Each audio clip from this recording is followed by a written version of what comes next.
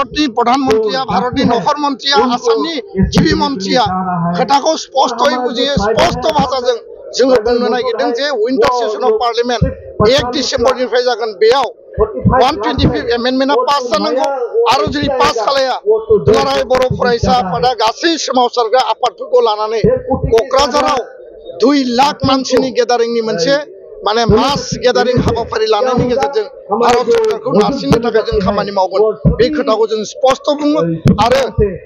भारत सरकारा मोनफ्रोमबो खोथाखौ गोसोआव लानानै जाहाथे हाबाखौ मावो बिनि थाखाय दिनै जों बे मन्चनिफ्राय बे जन्तर मन्त्रनिफ्राय जोङो खावलायबाय गोजोन्थों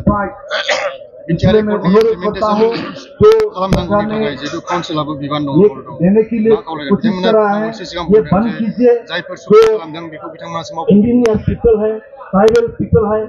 दिल्लीनि जन्तर मन्तरनि हाबाफारिया जोबनायनि उनाव जोङो बयबो मोजाङै मोजां जोंनि जिल्ला मिरु दखरा आरो जोंनि सोमावसारग्रा बिथांमोना आसामाव बड'लेण्डआव जों थांफिनगोन थांनायनि उनाव दुलाराय बर' फरायसा आफादा आथिखालनि बिटिसि काउन्सिलनि मुरब्बी हाग्रामा महिलारि बिथांखौ जिहेतु बिथाङा सरकारनि मुरब्बी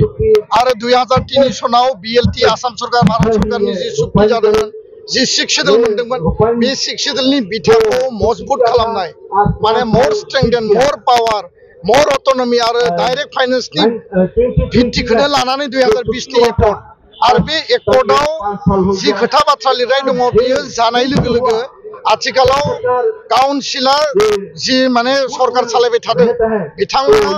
डाइरेक्ट भारत सरकारनिफ्राय पुंजी मोनगोन फाइनेन्स मोनगोन आसाम सरकारनिफ्रायथ' मोनखागोन दा बेखायनो बिथांमोनाबो दायित्व दङ आरो हाग्रामा महिलारि बिथाङा 2020 सनाव बिथाङा सुक्तिनि सासे साखि सागानगिरिमोन उइटनेस सिगनेटरि आरो बेखायनो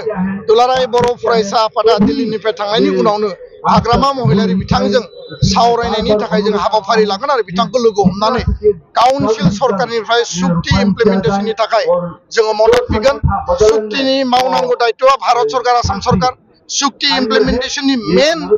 जाय माने इन्स्टिट्यूशन आरो गभर्नेन्सआ जाहैबाय भारत सरकार आसाम सरकार आरो बेखौ मदद होनांगौआ जाबाय बिटिसि सरकार आरो बेखायनो हाग्रामा महिलारि बिथांखौ जों लोगो हमगोन।